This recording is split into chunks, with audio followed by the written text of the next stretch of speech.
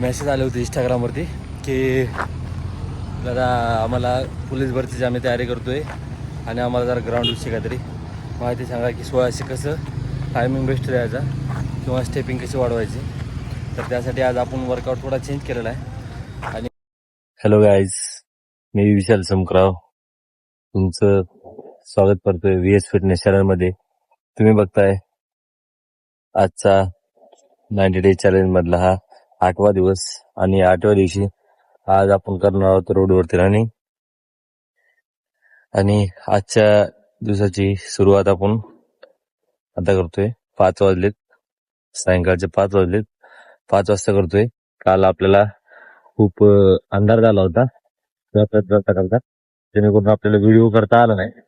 त्यामुळे आपण आज लवकरच स्टार्ट करतोय जेणेकरून आपल्याला व्हिडिओ करता येईल आणि पूर्णपणे वर्कआउट करता येईल. तर चला गाईज, भेटूया आपण पुढे व्हिडिओमध्ये. तर मित्रांनो, मी करतोय रनिंगच्या अगोदरचा वॉर्मअप. म्हणजे कसं आपल्या बॉडीमधले जे काही संधी असतात त्यामध्ये ब्लड पूर्णपणे पोचेल आणि आपल्याला रनिंग करायला आपली बॉडी चालेल आणि हे आपण रनिंग करते वेळेस आपल्याला हे फायदेशीर होईल. त्यासाठी आपण हे नॉर्मल सगळा बेसिक वॉर्मअप करून घेतोय. वॉर्मअप एक्सरसाइज झाल्यानंतर आपण आता करणार आहोत रनिंग. तर आपण पहिलं टार्गेट कंप्लीट केलेलं आहे रनिंगचं. हॅलो गाईज, तर आता आज आपली झालेली आहे 17 मिनटं रनिंग आणि थोडं आपण आज जरा चेंज करणार आहोत. कारण मला काही मेसेज आले होते इंस्टाग्रामवरती की दादा आम्हाला पोलीस भरतीची आम्ही तयारी करतो आहे आणि आम्हाला जरा ग्राउंडविषयी काहीतरी माहिती सांगा की 1600 कसं टायमिंग बेस्ट द्यायचा किंवा स्टेपिंग कशी वाढवायची. तर त्यासाठी आज आपण वर्कआउट थोडा चेंज केलेला आहे आणि स्टॅमिनासुद्धा डेव्हलप होईल. कारण 400 मीटरचा हिट मारल्यामुळं तुमचा जो दम यायचा जो काही भाग आहे, म्हणजे दम येतो आहे, छाती भरून येते, पाय भरतात, तर ते 400 मीटरच्या हिटमुळे तुम्हाला सराव होऊन जाईल. आणि आता समजा की आपण नॉर्मल स्पीडनं मारलो आहे 17 मिनटं रनिंग, तुम्ही मिनिमम 15 मिनटं तरी घ्या. 15 मिनटं रनिंग घ्या, त्यानंतर 400 मीटरचे 4 हिट घ्या, नंतर 100 मीटरचा 3 हिट घ्या, जेणेकरून तुम्हाला पोलीस भरतीला स्टेपिंगला कसलाच प्रॉब्लेम येणार नाही. आणि तुम्हाला एक 8 दिवसातून तुम्हाला पायऱ्यासुद्धा मारायच्यात, जेणेकरून तुम्हाला पोलीस भरतीला पाय भरणार नाहीत. 1600 मीटर मारते वेळेस सगळ्यात मोठा प्रॉब्लेम हेच होतो की कुणाकुणाचे पाय भरतात, कुणाकुणाचा श्वास भरतो, छाती भरून येते, पूर्ण श्वास घेता येत नाही. त्यासाठी आज ही एक्सरसाइज सांगतोय, ती एक्सरसाइज करून बघा, नक्की तुम्हाला फरक पडेल. आणि हा बघताच आहे तुम्ही मेहनत किती आहे. मेहनत केल्याशिवाय काय नाही भावांनो. पहिले तुम्ही मेहनत करा, नंतर रिझल्ट येईल. पहिल्या दिवशी रिझल्ट नाही येणार, पण हळूहळू 100% तुम्हाला रिझल्ट भेटेल. चला तर गाईज, तर आता आपण आज मारणार आहोत 400 मीटरचे 4 हिट. चला बघू पुढं.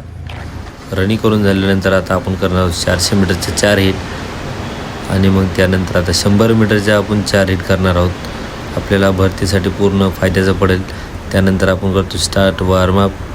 रनिंग केल्यानंतरचा वॉर्मअप म्हणजे काय, आपल्या बेसिक मसलला पूर्ण रिलॅक्स भेटलं पाहिजे. आणि आपण रनिंग करते वेळेस आपल्या पायातून पूर्ण जे काय आपण रनिंग करतो त्यावेळेस आपली बॉडी टाईट झालेली असते. कुणाकुणाची कसं होतं की कुणाचा पाय लांबत नाही, कुणाचा पाय फाकत नाही. त्यासाठी आपण खूप म्हणजे चांगल्या प्रकारे वॉर्मअप केला पाहिजे, म्हणजे आपली बॉडी उद्या आपल्याला साथ देईल आणि ते खुलून निघेल. त्यावेळेस हे वॉर्मअप करून आपण लेग एक्सटेन्शन वगैरे घेतो आहे. त्यानंतर आपण पुशअप घेतो आहे. पुशअप घेतल्यानंतर आपण घेतो पैलवानी जोर. पैलवानी जोरनंतर आपण घेणार आहे सूर्यनमस्कार. सूर्यनमस्काराचा एक मोठा रोल आहे आणि सगळ्यात महत्त्वाची आपली एक्सरसाइज म्हणजे ते आपल्या बॉडी पार्टमधली सगळ्यात महत्त्वाची गोष्ट म्हणजे आपली वर्कआउट झाल्यानंतर आपण केलेलं स्ट्रेचिंग एक्सरसाइज ही खूप महत्त्वाची आहे. आणि आपण मानेपासून ते पूर्ण आपल्या पातळ पायापर्यंत सर्व अवयवाची स्ट्रेचिंग करणार आहोत. पहिले आपण मानेची करून घेणार आहोत, नंतर खांद्याची, नंतर कमरेची, नंतर गुडघ्याची होईल, त्यानंतर आपल्या घोट्याची होईल. पूर्णपणे आपण ज्यावेळेस स्ट्रेचिंग करतो त्यावेळेस बॉडी आपली रिलॅक्स होऊन जाते आणि आपण वर्कआउट करत असताना कुठल्याही प्रकारचा पेन होत नाही किंवा सीन पेन वगैरे होत नाही. तर ह्या गोष्टी आपल्याला खूप महत्त्वाच्या येतात. आपण स्ट्रेचिंग करत असताना आपण जाणून बुजून आपण प्रॉपर वर्कआउट केला पाहिजे, एक्सरसाइज केली पाहिजे त्या गोष्टीची. हे बघा कसं आहे, आता आपलं एक शरीर आहे, तर शरीराला ताण देणं आणि त्याच्यानंतर त्याच्यामध्ये फ्लेक्सिबिलिटी घालणं हे आपलं काम आहे.